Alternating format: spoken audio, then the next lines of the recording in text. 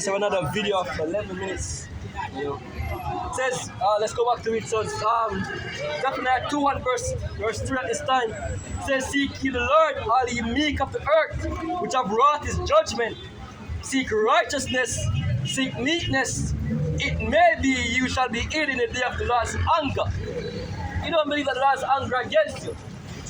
If you did, you wouldn't be walking around all proud and all happy and smiling. You would have a face, seeking his forgiveness, seeking repentance.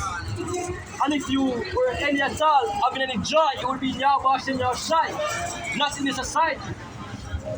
You know what I mean? That's what it would be. But again, our people don't know the fear of the Lord. They don't know why they are here. They don't know their purpose. And they refuse to learn. Because when you start reviving people, they block off them ears, they block them eyes. You know what I mean? And them go about them life continuously, living the way that they are. Yet you are being judged daily. Not knowing that you are being judged. Because again, you don't know judgment. But eventually, the Lord's going to turn the fire up in the kitchen. You know what I mean? And those who refuse to return, they're going to be burned. By that fire that we're talking about, you're going to have famine. You're not going to be able to put food on your table. You're not going to be able to save your family, or yourself. You won't be able to basically find any safety, as I said earlier. Right?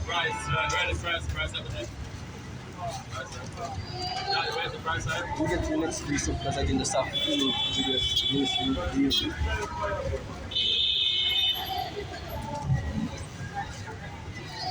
Hello, I'm David. Price out, David. Price out, David.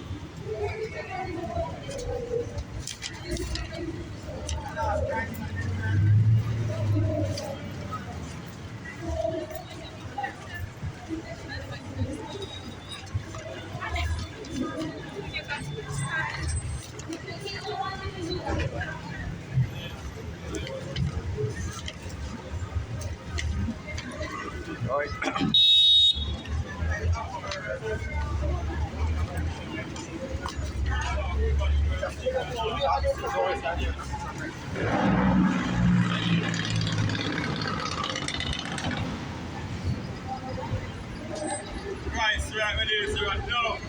Let's read these two precepts. So this is the second Ezra, chapter 16. And let's start from verse 22.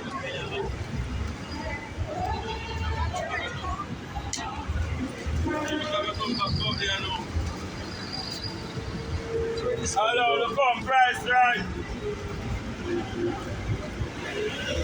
Let's start from verse 18. It says, the beginning of sorrows and great mourning, the beginning of famine and great death, the beginning of wars, and the poor shall stand in fear, the beginning of evils. What shall I do when these evils shall come? The Bible is asking you, what will you do when these evils shall come? Or are you going to escape it, Joe?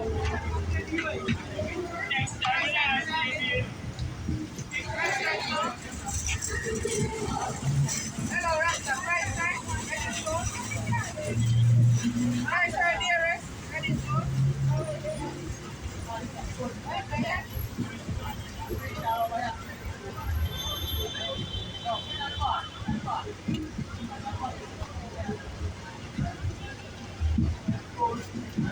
Go back.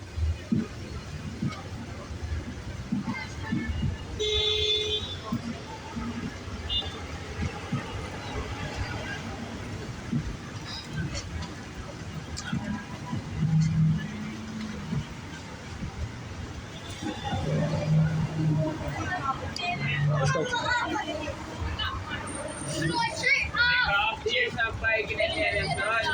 Verse 20. Sorry, verse 19. Since 2nd Ezra chapter 8, chapter 16, verse 19. Behold, famine and plague, tribulation and anguish are sent as quarters for amendment. But for all these things they shall not turn from their wickedness, nor be always mindful of the scourges. It says, behold, victuals shall be so cheap, shall be so good cheap upon the earth, that they shall think themselves to be in good cases, and even then shall evils grow upon earth. Sword, famine, and great confusion. For many of them that dwell upon the earth shall perish of famine, and others that escape the hunger shall the sword destroy. Right?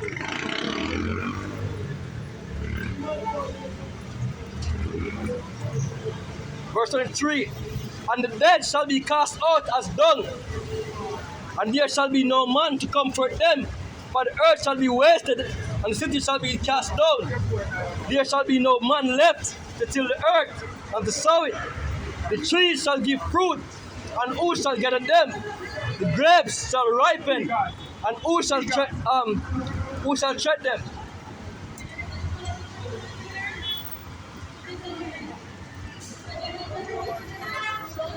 It says, so that one man shall desire to see, the grapes shall be ripened, and who shall tread them? For all places shall be desolate of men.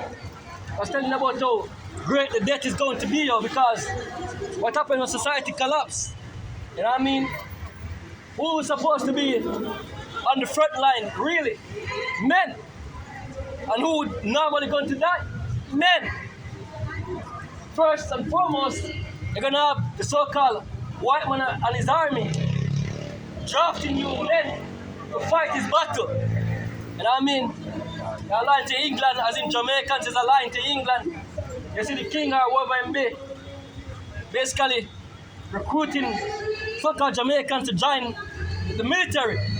You know what I mean? And who don't want to join the military, must take in one jeep on the street of the jeep. Just ask your four parents and all the other people them about what happened in World War II. You know what I mean?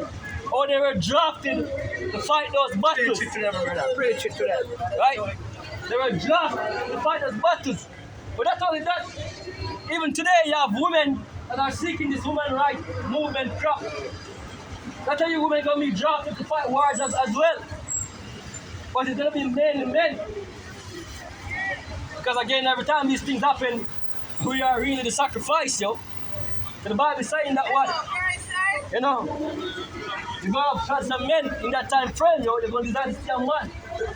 Overall, men really. You know? Right? Let me continue.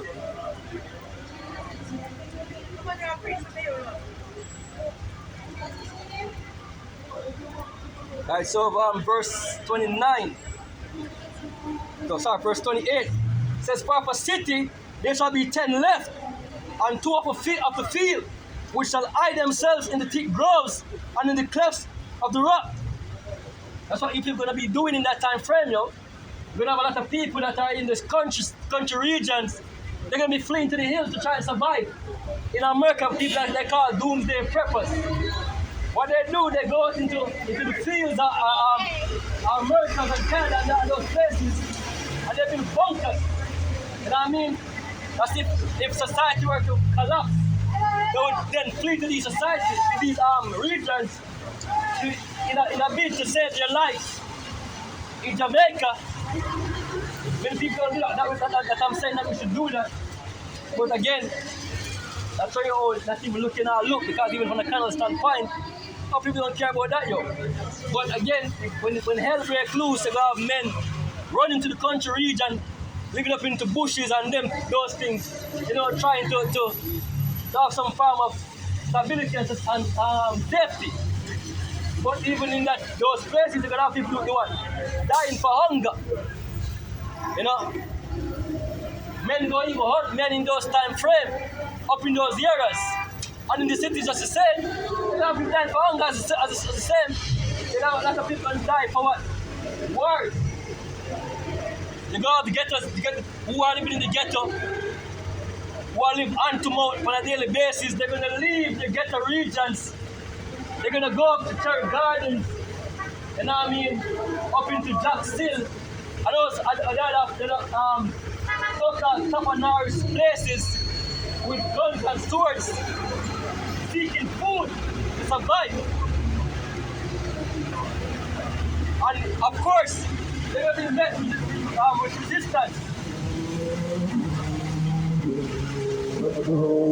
They'll be met with resistance in that time frame because the upper echelon, as them call themselves, they have licensed firearms and security, which security not gonna be in that time frame to help them. But they are prepping for our people in that time frame. So when you stray off the main and drive from Cherry Garden around those other streets, you have cameras picking up you and say, hey, this is not the